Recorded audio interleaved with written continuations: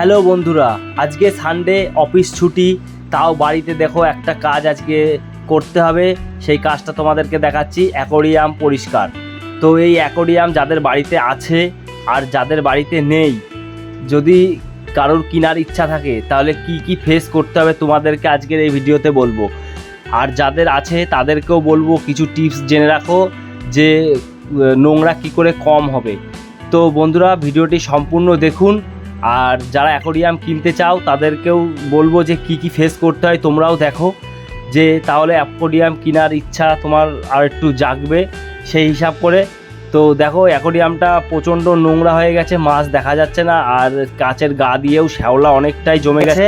আর দেখো, এখন আমরা আপনাদের সামনেই দেখাবো যে এইটা অ্যাকোয়ারিয়ামটা পরিষ্কার করতে আমাদের প্রথম কি কি স্টেপ বাই স্টেপ করতে হবে, আর কিভাবে আমরা জলটা আরও কম দিনের মধ্যে পরিষ্কার রাখবো।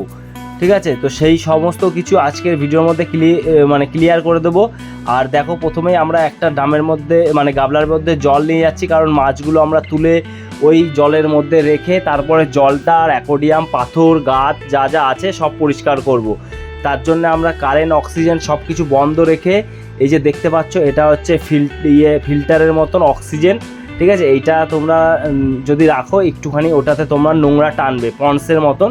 ঠিক আছে, তারপরে আমরা নেটের মধ্যে দিয়ে মাছগুলো সব এর মধ্যে ছেড়ে দিচ্ছি, দিয়ে তারপরে আবার অ্যাকোয়ারিয়ামের মধ্যে দেব। তো তোমরা যারা যারা অ্যাকোয়ারিয়াম আছো তারা জানো এরকম মাছের জল পরিষ্কার করতে খুবই কষ্টদায়ক। তাই একটু বেশি টাইম যদি পর্যন্ত আমরা মাছটাকে ওর মধ্যে রাখতে পারি, জলটা যাতে বেশি তাড়াতাড়ি না পাল্টাতে হয়, সেই কি করবে সেটাও আমি বলছি এই ভিডিওর মধ্যে। আর দেখো, মাছগুলো কিন্তু তোমাদের নোংরা খুব কম হবে যদি এই অক্সিজেনটা তোমরা লাগাও, যে পন্সের যে গোল যে অক্সিজেনটা, আমি সবই দেখাবো ভিডিওর মধ্যে, ভিডিওটা সঙ্গে থাকো। এখন অ্যাকোয়ারিয়ামের মধ্যে জলটা কম করে তারপরে ফেলে দেবো। ঠিক আছে, অ্যাকোয়ারিয়ামটা তারপরে আমরা আপনাদেরকে সমস্ত কিছু দেখাবো। এই পুরো জল প্রক্রিয়াটা শেষ হয়ে যাওয়ার পরে তারপরে গাছ, তারপরে পাথর সব কিছুই পরিষ্কার তোমাদেরকে করতে হবে। আর এগুলো কিন্তু ফেস তোমাদের করতেই হবে যদি তোমরা অ্যাকোয়ারিয়াম বাড়িতে পোষো। তাহলে বুঝতে পারছো তো, তোমাকে কিন্তু এই পেছনে বহুত সময় দিতে হবে।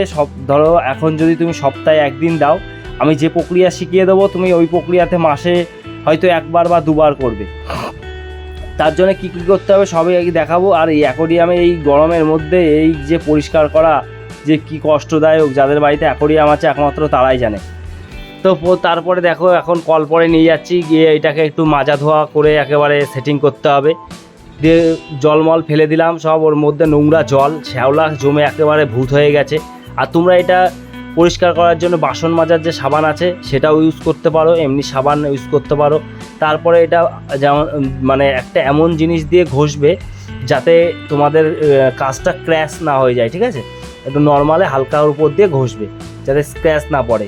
তারপরে এই যে গাছগাছালি এগুলোও কিন্তু নোংরা হয়, এগুলোও পরিষ্কার করছি। আর যে তোমাদের অক্সিজেনটা দেখাচ্ছি, এই যে পন্সের মতন, এই গোল মতন এই অক্সিজেনটা তোমরা লাগাবে, তাহলে এই পন্সের মধ্যে অনেক নোংরা জমে যায়, জলটা কম তাড়াতাড়ি নোংরা হয়। ঠিক আছে, কম দেরিতে নোংরা হয়। এবার তারপরে পাথরগুলোও একটুখানি আমরা জলের মধ্যে দিয়ে পাথরগুলোও ধুয়ে নিচ্ছি। ধুয়ে নেওয়ার পরে এইবার আমাদেরকে অ্যাকোয়ারিয়ামটা নিয়ে যেতে হবে। ঠিক আছে, পাথর কিন্তু দুবার আমরা ধুয়ে নিলাম, একবারে পরিষ্কার হয় না, দুবারে ধুয়ে নিয়ে তারপরে অ্যাকোয়ারিয়ামটা এবার আমরা আবার সুন্দর করে সেই জায়গায় বসিয়ে তারপরে কি করতে হবে তোমাদেরকে দেখাচ্ছি। আর তোমরা এই অ্যাকোয়ারিয়াম কিন্তু যারা কিনবায় তারা কিন্তু এরকম মাসে মিনিমাম তোমাদের দুবার কিন্তু পরিষ্কার করতে হবে, জল পাল্টাতে পরিষ্কার করতে হবে। ঠিক আছে, তার জন্য কিন্তু এই যে জিনিসটি করছি এইটা কিন্তু তোমাদেরকে ফেস করতেই হবে। তারপরে সুন্দর করে পাথরগুলো আবার যার মতন যেরকম ছিল সেটিং করে দাও, করে দিয়ে তারপরে আর কি গাছগুলো আবার যেরকম ছিল সেই গাছগুলো সেটিং করে আবার চার কোনায় চারটে দিয়ে দিলাম, আমার যেরকম ছিল সেরকম সেটিং করে দিয়ে তারপরে অক্সিজেনটা আবার এই ভাবে লাগিয়ে অক্সিজেনটা রেখে দিয়ে এবার জলের পালা। তাহলে এবার জল কি করব, কলের জল দেবো না বন্ধুরা, কলের জল দিয়ে আমি কিন্তু আগে সপ্তাহে একদিন করে আমার পাল্টাতে হতো রবিবারে, আর এখন আমি কেনা জল দিই। ঠিক আছে, তোমরাও এই জিনিসটা করবা, দেখবা তোমাদের জল কম তাড়াতাড়ি পাল্টাতে হবে, কারণ কেনা জলে আয়রনের পরিমাণটা কম থাকে আর কলের জলে আয়রনের পরিমাণটা বেশি থাকে। কলের জল দিলে পরে তোমাদের ঘন ঘন জল পাল্টাতে হবে, আর যদি কেনা জল দাও তোমার মাসে একবার বা দুবার পাল্টালেই তোমার কাজ মিটে যাচ্ছে। এবার 10-20 টাকার জলের জন্য তোমার যদি 2 দিন পরিষ্কার করা কমে যায় তাহলে কোনটাতে লাভ? তো সেই ক্ষেত্রে তোমরা, আমার 1 ঢম জলে তো হয়নি, 2 ঢম জল লেগে আর একটুখানি থাকে। তা এই অ্যাকোয়ারিয়ামের কিন্তু এই একটা তাও এখনও যারা মনে করছো যে অ্যাকোয়ারিয়াম কিনবে তারা এই ভিডিওটা দেখে বুঝে যাও যে কীরকম তোমাদের পরিশ্রম করতে হবে। আর যারা অ্যাকোয়ারিয়াম আছো, যেই পদ্ধতি আমি শেখালাম, যদি সপ্তাহে 1 দিন পরিষ্কার করে, এবার তোমাদের মাসে হয়তো 1 দিন বা 2 দিন পরিষ্কার করতে হবে। তারপরে মাছটা আমরা ছেড়ে দিচ্ছি একদম জলের মধ্যে, সুন্দর সুন্দর মাছ। দেখো আমার অ্যাকোয়ারিয়ামে অনেক মাছ আছে, এই মাছগুলো সুন্দর সুন্দর ছেড়ে দিলাম। এবার দেখো কী সুন্দর লাগছে মাছগুলো, এতক্ষণ কেমন লাগছিলো, এবার কারেন্ট অক্সিজেনগুলো দিয়ে দিচ্ছি। এবার দেখো কী সুন্দর লাগবে। এবার দেখো দেখতে তো খুব সুন্দর লাগে। আর এই মাছের যখন সকালবেলাটা খাবার দেবে না, তখন মাছগুলোও খাবে, তোমাদেরও একটু ভালো লাগবে। এরও একটা ইফেক্ট আছে, সেগুলো নেক্সট ভিডিওতে আমরা আপনাদেরকে বলে দেবো। তো ভিডিওটি কেমন ভালো লাগলো, যদি একটু জানকারি হয়ে থাকে তাহলে একটা লাইক অবশ্যই দেবেন। আর চ্যানেলে নতুন হলে ফলো করতে ভুলবেন না। দেখা হবে আবার পরবর্তী একটি ভিডিওতে।